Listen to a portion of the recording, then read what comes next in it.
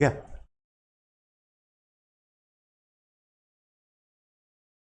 now please response whether you are getting the voice or not। आवाज आ रही या नहीं, आप रेस्पॉन्ड करें।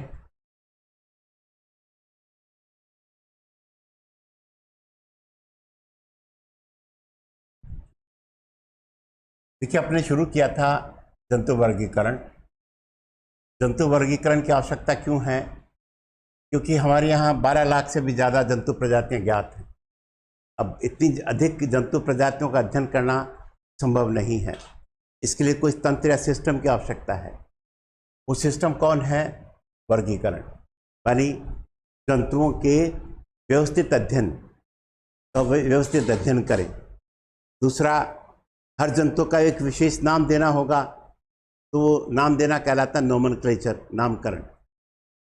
तो जंतुओं के व्यवस्थित अध्ययन तथा उनके नामकरण के अध्ययन को हम वर्गीकरण कहते हैं। अब वर्गीकरण के कुछ सिद्धांत हैं, बिना सिद्धांतों के तो हम वर्गीकरण कर ही नहीं सकेंगे। और ये सिद्धांत पूरी दुनिया में समान है, यानी कि अपने लिए अलग हैं, दूसरों के लिए अलग है। That is common all over the world. तो वर्गीकरण के सिद्धांतों का अध्ययन करेंगे तो वो कहलाएगा वर्गीकी, टैक्सोनॉमी या सिस्टमेटिक, यानी the study of principles of classification called as taxonomy या सिस्टमेटिक वर्गीकरण। अब वर्गीकरण में बहुत सारी जनरल टर्मिनोलॉजी आती है। जनरल टर्मिनोलॉजी को एक साथ समझ लें, बाद में अपने को दिक्कत नहीं आएगी। जैसे पहला पॉइंट लिया मैंने, संमित। संमित का मतलब है कि प्राणी की शरीर में के अंगों की व्यवस्था क्या है। संमित का मतलब यह है।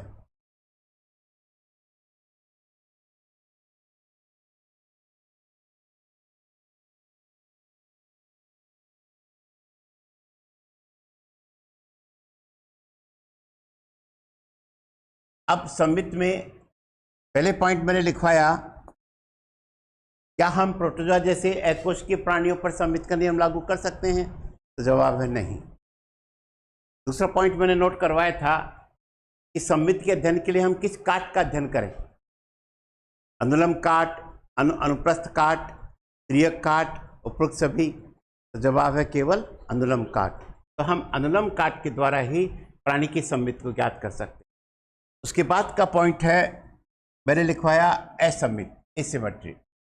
एसिमेट्री में आपने लिखा होगा कि हम जब प्राणी के शरीर को किसी भी अनुलम काट के द्वारा दो समान भागों में विभाजित नहीं कर सकते हैं तो वो क्या कहलाता है? असंमित। When body of animal cannot be divided into two equal parts by any longitudinal cut। और इसके उदाहरण में आता है फाइलम पोरीफेरा। पोरीफेरा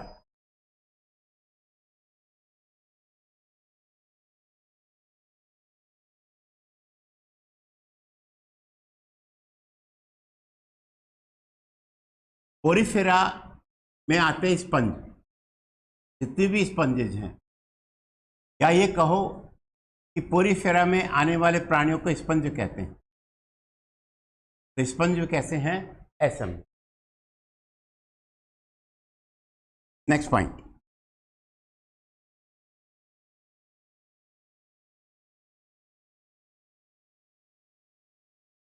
और ये संमित।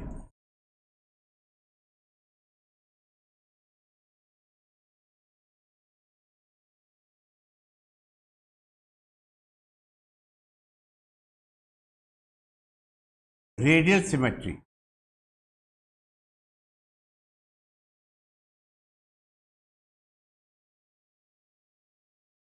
एक बार क्वेश्चन आया कि सबसे आद्य प्रकार की संमित कौन सी है, which is the most primitive symmetry. जवाब कौन है? आर्य। तो पहला पॉइंट ये लिखिए, यह है सबसे आद्य प्रकार की संमित है। It is the most primitive symmetry.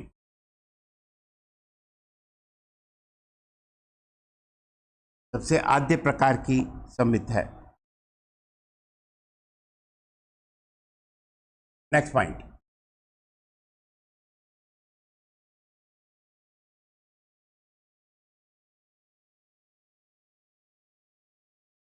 देखिए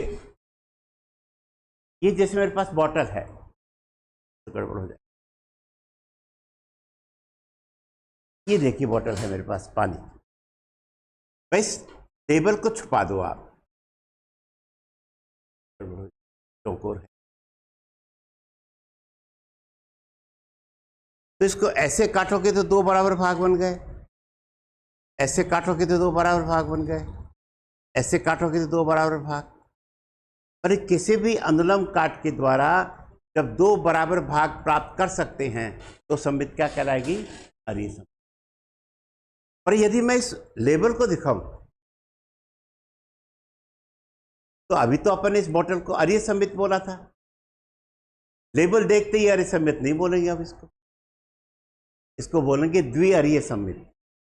मतलब अरीय सममित का अर्थ क्या होता है कि उसके शरीर में अंगों की व्यवस्था ऐसी है कि किसी भी अनुलंब काट के द्वारा दो बराबर भाग बन सकते हैं। पर कुछ प्राणी ऐसे हैं जो मुख्यतः अरीय सममित हैं, पर उनके एक या दो अंग क्या है, विस्थापित हो गए। उन विस्थापित अंगों के कारण उनकी अरीय सममित नष्ट हो गई। Because of displacement of few organs radial symmetry is lost. उसको कहेंगे बाई रेडियल द्विअरीय, वो इसके बाद आएंगे। दिखेगा अरीय सममित में किसी भी अनुलंब काट के द्वारा दो बराबर समान भाग प्राप्त कर सकते हैं। In radial symmetry two equal parts can be obtained by any longitudinal cut। अरीय सममित में किसी भी अनुलंब काट के द्वारा दो समान भाग प्राप्त कर सकते हैं by any longitudinal cut।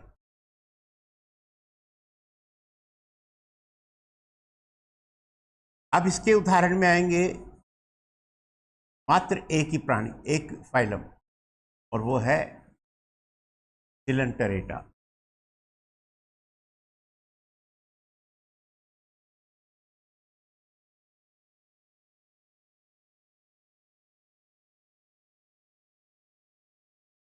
और सिलेंटरेटा का टिपिकल उदाहरण, प्रारूपी उदाहरण लेते तो हाइड्रा आता है।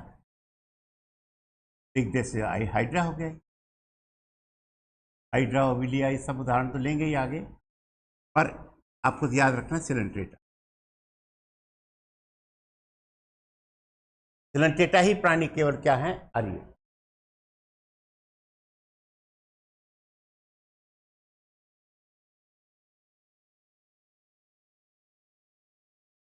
Next point,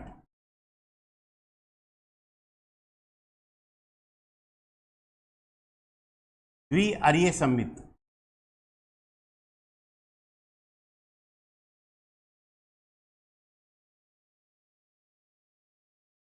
बाइरेडियल symmetry.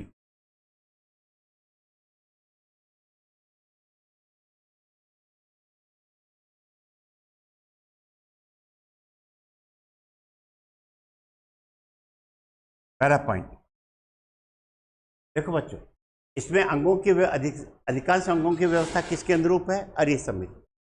पर एक या दो अंग क्या है, विस्थापित हो जाते, अरीय सममित समाप्त हो जाते। इन प्राणियों में अधिकांश अंगों की व्यवस्था अरीय सममित के अनुरूप होती है। In these animals most of the organs are arranged according to radial symmetry.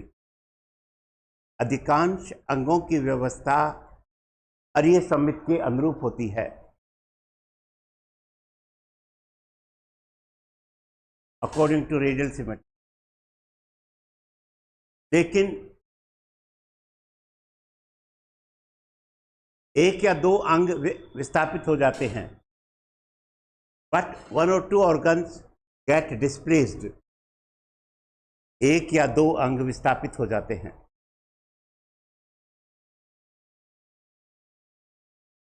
Actually कुछ बुक क्या करती हैं, कि है तो भाई रेडियली ना, तो इसको भी कि रेडियली मान लेते। वास्तविकता में कौन है? By radial. और इसके उदाहरण में आता है एक माइनर फाइलम है टीनोफोरा। मैं अलग से पढ़ाऊंगा इसको। टी साइलेंट रहता है, टीनोफोरा लिखा जाए। आप तो दोनों लिख लो।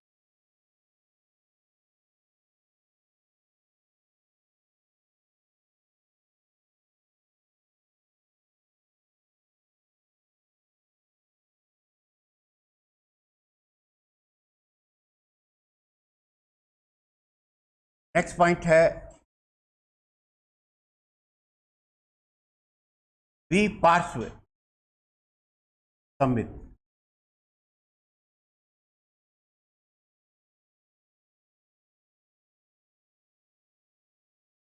Bilateral symmetry.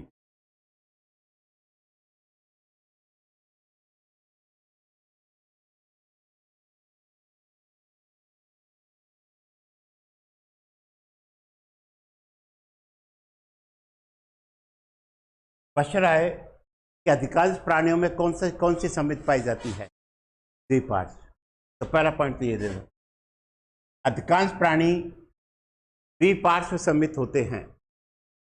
Most of the animals are bilateral symmetrical, bilaterally symmetrical, bilaterally symmetrical. अधिकांश प्राणी द्विपार्श्व सममित होते हैं। नेक्स्ट पॉइंट, मानी केवल जैसे अपना शरीर है, अपन ऐसे अनुलम काटेंगे तो भी बराबर भाग बनेंगे ना। तो एक विशेष अनुलम काट के द्वारा देखिए, जब प्राणी के शरीर को एक विशेष अनुलम काट के द्वारा ही दो समान भागों में विभाजित कर सकते हैं। एक विशेष अनुलंब काट के द्वारा ही दो समान भागों में विभाजित कर सकते हैं। When body of animal can be divided into two equal parts by a special longitudinal cut। जब प्राणी के शरीर को विशेष अनुलंब काट के द्वारा ही दो समान भागों में विभाजित कर सकते हैं।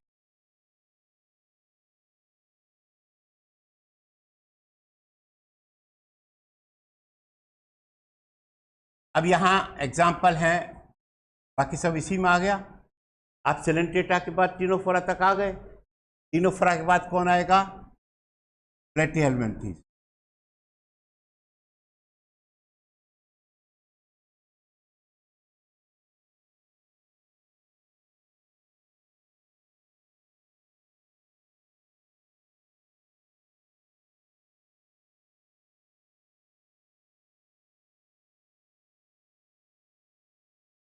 प्लेटीहेल्मिन्थीज से लेकर फिर वही सीक्वेंस बोले जाओ आप, सब रिपीट करो। प्लेटीहेल्मिन्थीज, एस्केल्मिन्थीज, बोलो, Annelida, Arthropoda, Mollusca, Echinodermata, Hemichordata, Protochordata and Chordata. पूरा Protochordata, fishes, Amphibia, Reptilia, Aves and mammals. तो मेमल्स, मेमिलिया, क्लास तो मेमिलिया होगी ना।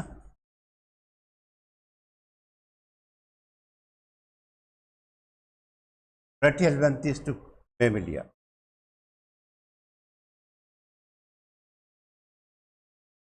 सब थ्री पार्ट सबमिट।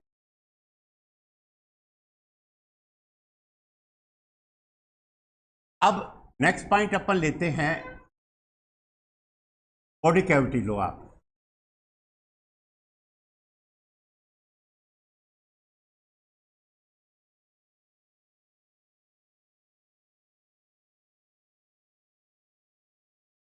देख हुआ,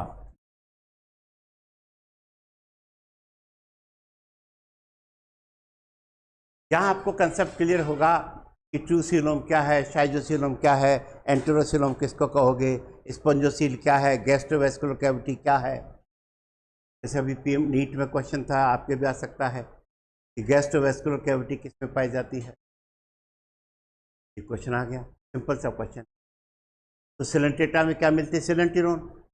सिलेंटेरोन तो सबको याद है, पर उसी का दूसरा नाम क्या है? Gastrovascular cavity. वो याद नहीं है, क्वेश्चन गलत। अब क्वेश्चन आया कि प्रथम देहगुहा कौन सी है? प्रथम देहगुहा मतलब सबसे पहले देहगुहा किन में मिली, उसका नाम क्या है? या प्रश्न ये आ जाए कि प्रोटोजोआ प्राणियों में कौन सी देहगुहा पाई जाती है? No, no body cavity. एककोशिकीय प्राणी है ना, वहां क्या मिलती है? रिक्तिका, वैक्यूल। देहगुहा नहीं पाई जाती। पहला पॉइंट ये लिखिए, एककोशिकीय प्रोटोजोआ प्राणियों में देहगुहा का अभाव होता है। Body cavity is absent in acellular protozoans. एककोशिकीय प्रोटोजोआ प्राणियों में देहगुहा का अभाव होता है। Full stop and continue. इनमें प्रोटोजोआ में इनमें रिक्तिका या रिक्तिकाएं पाई जाती हैं। They have vacuoles. वैक्यूल्स का हम बॉडी कैविटी नहीं कहेंगे, दे हैव वैक्यूल्स। इनमें रिक्तिकाएं पाई जाती हैं। रिक्तिकाएं तो बहुत सारी हैं, जब हम जैसे contractile vacuole, food vacuole, water vacuoles, दुनिया भर के वैक्यूल्स हैं, तो रिक्तिकाएं मिलती हैं बॉडी कैविटी।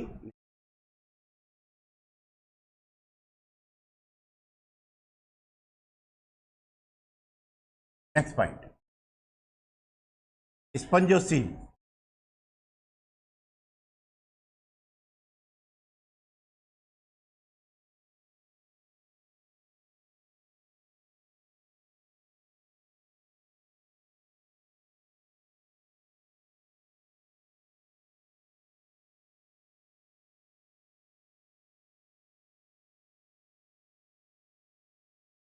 ये प्रथम देहगुहा है,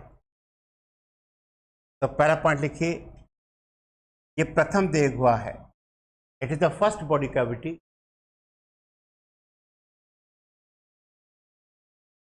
नेक्स्ट पॉइंट, अब इसका दूसरा नाम क्या है? ये क्वेश्चन देता है। It is also called as paragastric cavity.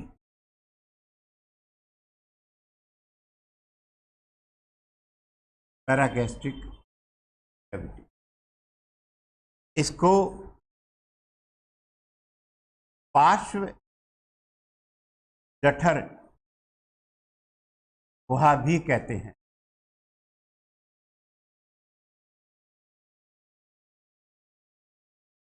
पार्श्व जठर गुहा भी कहते हैं। It is also called as paragastric cavity. उदाहरण वही पोरिफेरा, और पोरिफेरा में कौन आती हैं? स्पॉन्जेस। उदाहरण पोर।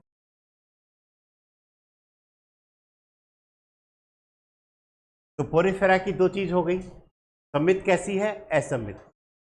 और गुहा कौन सी है? स्पंजोसील का दूसरा नाम पार्श्व जठर।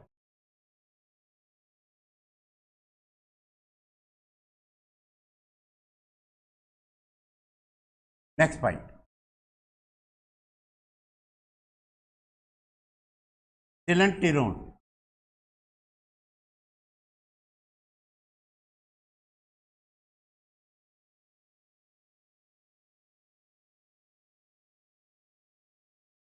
अलग से कोई हिंदी है ही नहीं इसकी।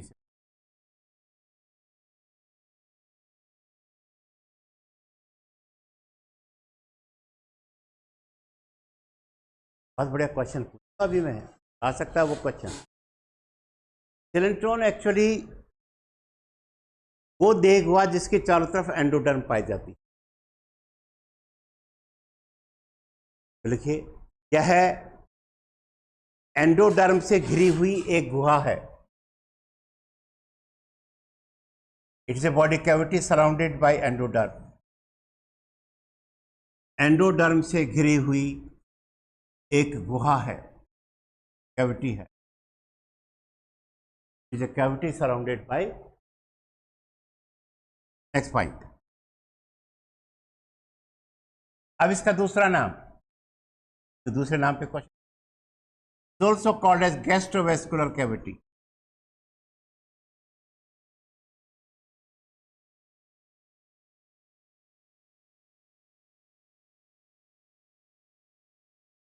इसको जठरवाहिनी गुहा भी कहते हैं, also called as gastrovascular cavity.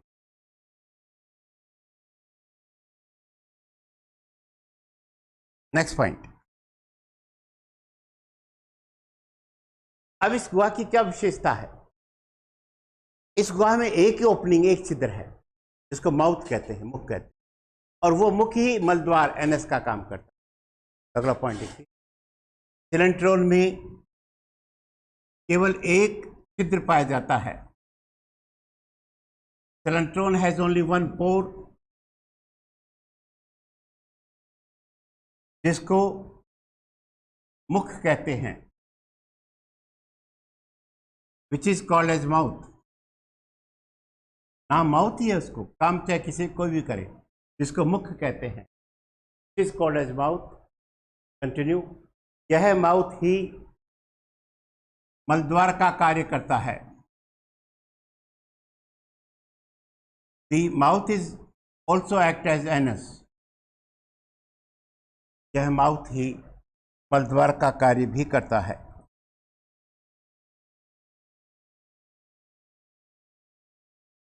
अब है उदाहरण।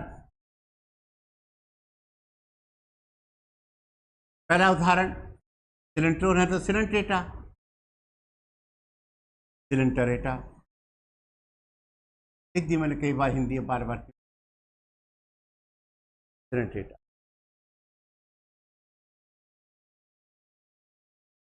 अब क्वेश्चन आ जाए, कई बार परेशानी वाला क्वेश्चन, सिलेंट्रेटा प्राणियों में सिलेंट्रोन पाई जाती है, इसके अलावा किसमें सिलेंट्रोन होती है? अब सबको सिलेंट्रेटा तो याद है, वो तो क्वेश्चन ही कह दा कि सिलेंट्रेटा प्राणियों में सिलेंट्रोन पाई जाती है, और किस में मिलती है?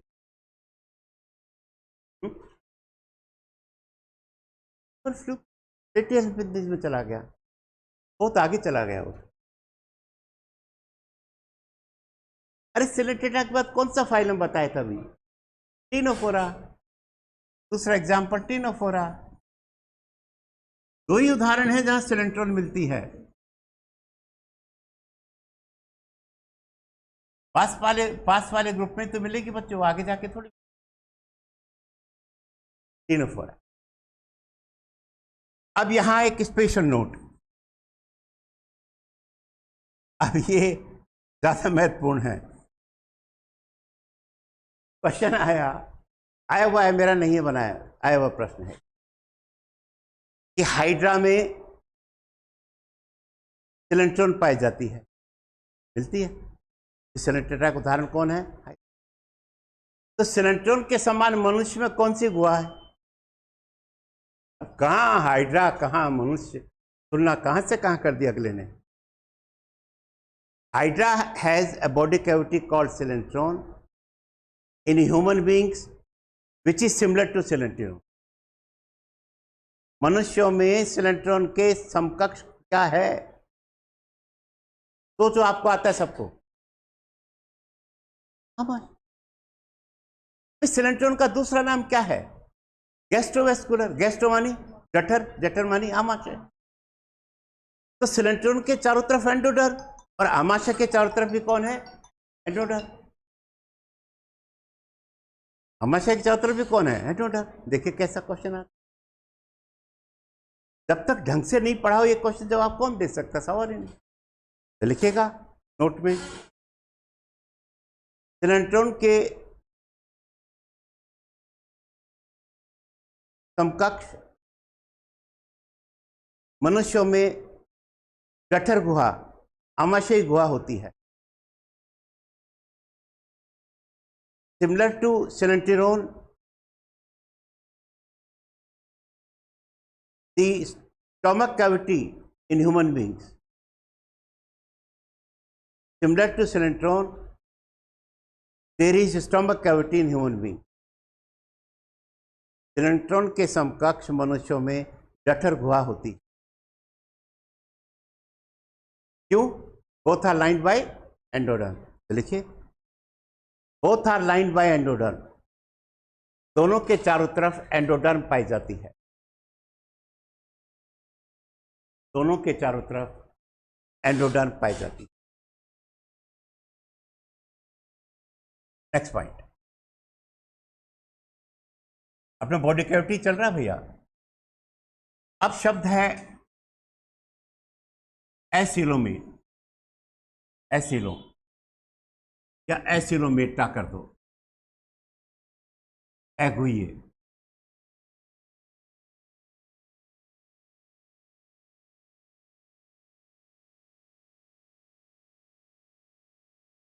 यहां बहुत बढ़िया क्वेश्चन आएगा। एगुइये का मतलब जिसमें देह गुहा का अभाव है। तो पहला पॉइंट लिखिए, वे प्राणी जिनमें देह गुहा का अभाव होता है, the animals which are without body cavity. वे प्राणी जिनमें देह गुहा का अभाव होता है एगुइये कहलाते हैं। जरूरत कहाँ लिखी, एगुइये कहलाते हैं। The animals without body cavity are called as acoelomate, are called as acoelomate.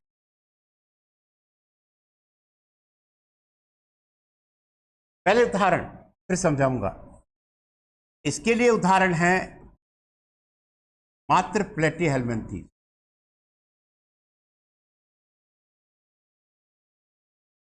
अभी हिंदी लिखवा दी थी ना। तो फैशुला तो प्लेटीहेल्मिन्थीज, फैशुला में तो देह गुहा है ही नहीं। क्यों? क्या हुआ इनकी देह गुहा को? ये शुरू से नहीं है कि बाद में कुछ गड़बड़ हो गया। एक्चुअली शुरू में बनती है, शुरू में इनमें देह गुहा बनती है, पर देह गुहा में विशेष ऊतक आकर भर जाते हैं। उन पे बहुत क्वेश्चन आता है। उन ऊतकों का नाम है parenchyma. Good,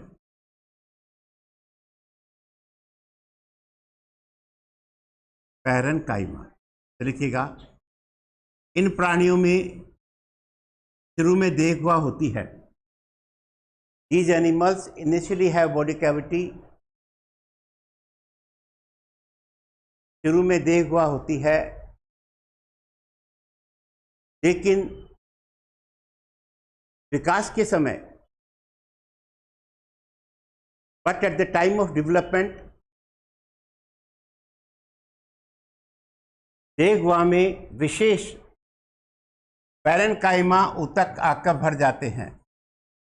But at the time of development, body cavity get filled by special parenchyma tissues. विशेष पैरेन्काइमा ऊतक आकर भर जाते हैं।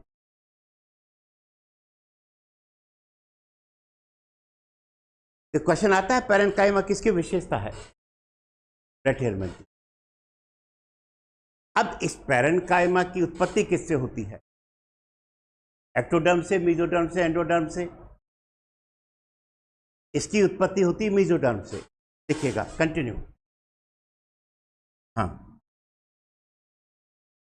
देखिएगा, पैरेन्काइमा की उत्पत्ति मेसोडर्म से होती है। Parenchyma originate from mesoderm. Parenchyma की उत्पत्ति मेसोडर्म से होती है। Hence they are also called as mesenchyme tissue.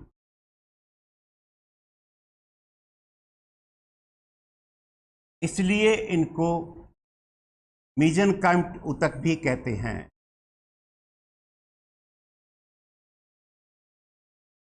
Mesenchyme ऊतक भी कहते हैं। तो पैरेन्काइमा का नाम ही मेसेनकाइमा है। क्यों?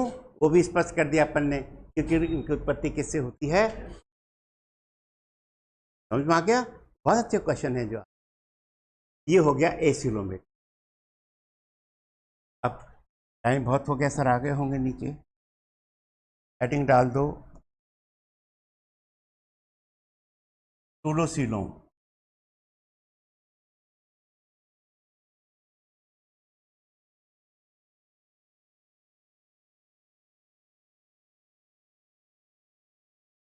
गुट गुआ।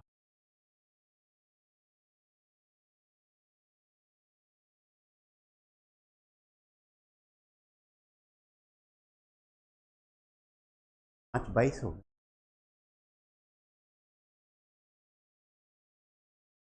नहीं,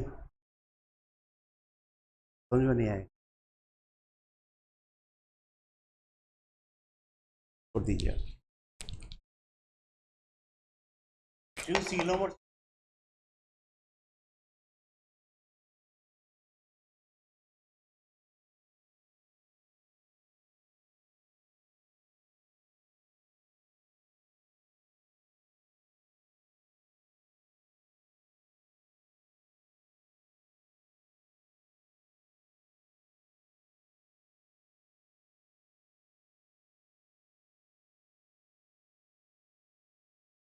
कभी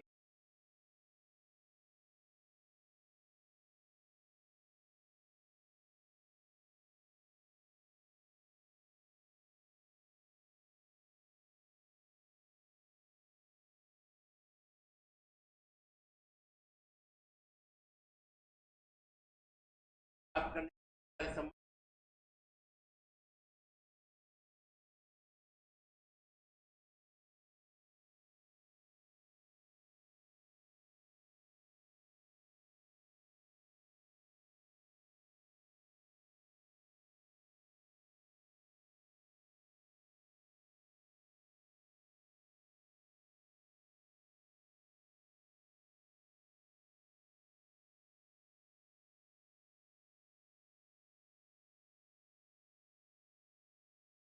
क्या हो गया?